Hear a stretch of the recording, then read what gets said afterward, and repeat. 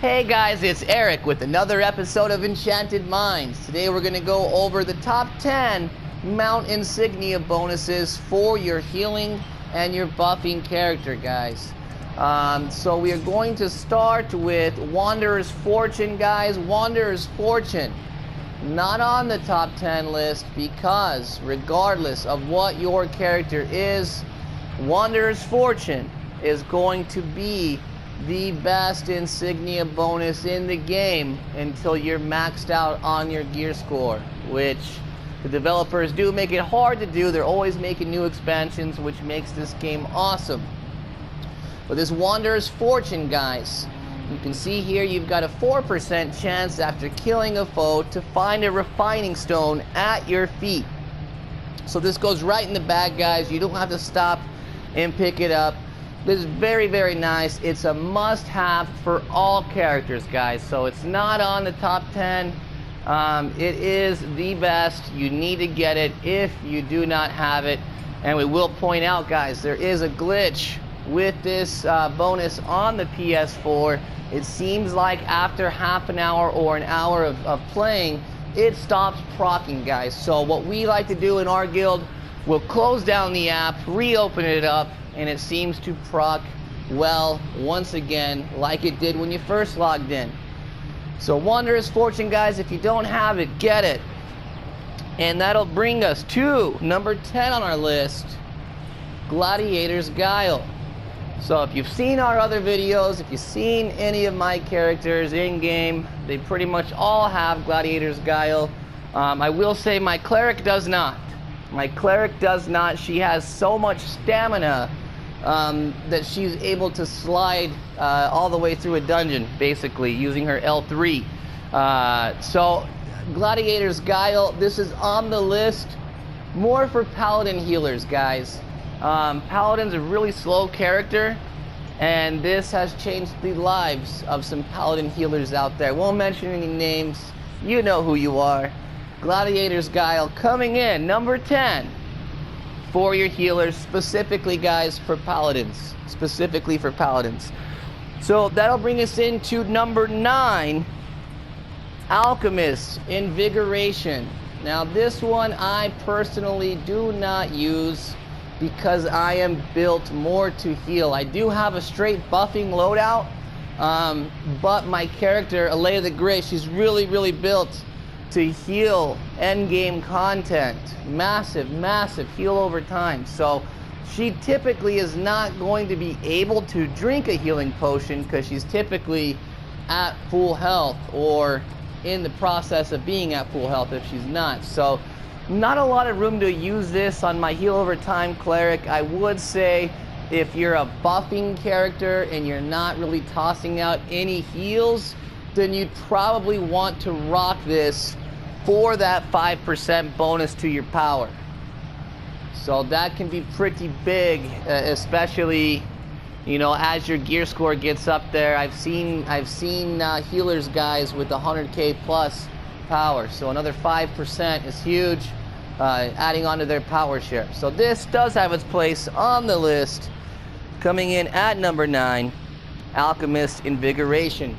Moving on, guys, number 8, Barbarian's Revelry. So this is another one I do not personally use because I'm a straight power build.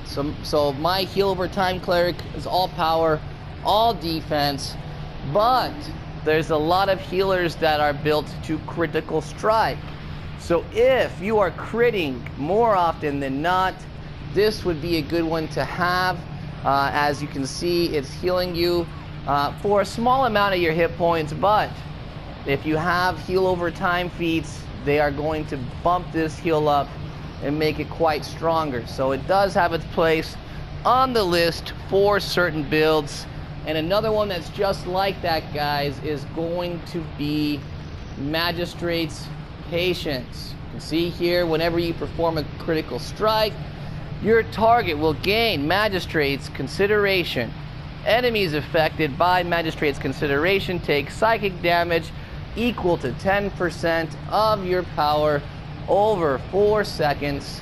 Allies affected by Magistrate's consideration are healed for 3% of your max hit points over 4 seconds. Both of these abilities are pretty small, and again, they're only going to work if you're a critical strike build. Really, heal over time critical build, I don't know how well that works, but if you can get this to proc and then get the heal over time to get buffed by your feats, then that would be quite nice, I imagine. So moving on, guys, number 6, it's one that I do like to use, Champion's Return. When you're reduced to 50% of your hit points, you instantly recover 20% of your stamina and are healed for 20% of your maximum hit points over 10 seconds. So guys, this is nice if you're a new level 70. I rocked this for quite some time on a Leia the Grey. I don't really anymore, unless I'm doing endgame content like Famebreaker Island, like Spellplay Cavern. Then I will rock this Champion's Return because it's proccing all of my feats, guys. When it procs, all the feats kick in. It buffs this heal to be pretty substantial. So if you find yourself in a spot you don't want to be, you know, right off the top of my head, I think Valindra's Tower, being lower gear score in there, when the hand grabs you, you can't move, and you gotta wait for the other characters to break you out. This is very, very handy in those types of situations, guys. So Champion's Return coming in at number 6 for that massive 20% heal over time anytime you find yourself in trouble. And that's going to bring us to the top 5, guys. Basically, I rock all of these on my cleric. Artificer's Persuasion is going to head off number 5. Whenever you use an artifact power, your recovery, movement, action point gain, and stamina gain are increased by 10% of your power for 15 seconds. So that's pretty massive, guys. My base power right now with no enchants in is 2,000. All the enchants are on my DPS character. But what I'm getting at, guys, you're gearing towards building power, most of you that are healing. And you love recovery, but the one that really stands out, guys, is the action point gain. Gaining 2,000 plus action point gain is massive. You're going to be able to spam your daily once, possibly twice, depending on how high your power is. Artificer's Persuasion coming in at number 5. Moving on, guys, number 4, one of my personal favorites, Assassin's Covenant. You lose 10% of your defense, deflection, and lifesteal, and gain the combination of lost stats as power. So guys, this is very, very nice, especially if you're building defense. You have a significant amount of defense, 10k plus. This is going to give you 10% of that. So for me, my defense is over 10k when I have all my enchants in. That means that this is alone giving me over 1,000 power. I love it, guys. Huge. Almost a must-have there for your healer or your buffer. Because obviously if you're buffing, you want that power share to go up. So that's why Assassin's Covenant coming in at number 4. So that's going to take us to the top 3, guys. Coming in at number 3, Shepherd's Devotion. Whenever you use a daily power, your teammates' defense, deflection, and movement are increased by 5% of your power for 10 seconds. This is a huge, huge buff, guys. You can see there's no cooldown on this buff. So really geared more towards survivability for the group. You can see it's buffing defense and deflect. But again, because there is no cooldown and you're basically going to be spamming dailies more than any other class, this Shepherd's Devotion is very, very nice, guys. And that's why it's coming in at number 3. Moving on, guys, number 2. Number 2, it's the same as it is for tanking. It's the same as it is for DPS. Number 2, a must-have, guys, Protector's Camaraderie. Whenever your summon companion attacks, you gain 3% of your power and defense for 10 seconds. This effect can stack up to 4 times. So guys, you're getting 12% of your power, 12% of your defense for 10 seconds. This is basically always up when you're in combat. So this is huge, especially if you know, your only stats you're focused on is power and defense. Even if you have a good amount of recovery and critical strike, you still want this, guys. It's such a massive buff that, again, it's pretty much a must-have.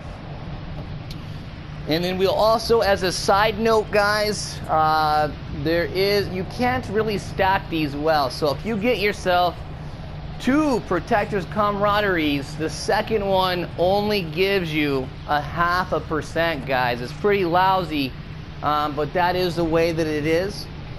So one thing that we can do to circumvent this, if you want a bit more power, you can get yourself Protector's Friendship. Whenever your summoned companion attacks, you gain 1% of your power and defense for 10 seconds. This effect can stack up to 4 times. So guys, another 4% power and defense here from Protector's Friendship. Obviously not as good as the Camaraderie, but you can make the argument that it's still better than some of the other ones here on the top 10 list for buffing, for healing.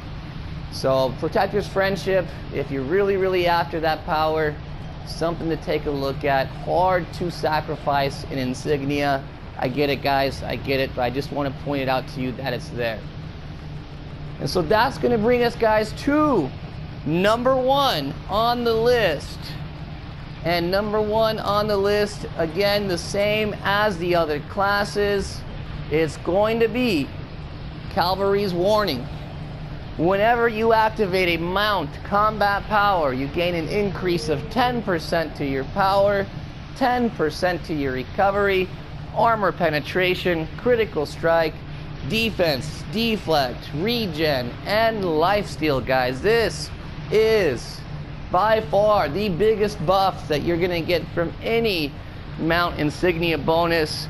However, guys, it's only going to work if you have a legendary mount, because that's the only way that you can activate a mount combat power.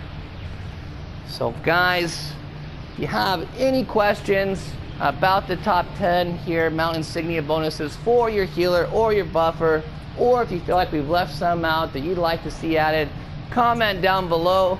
If you need help in game on the PS4 platform, also, guys, comment down below.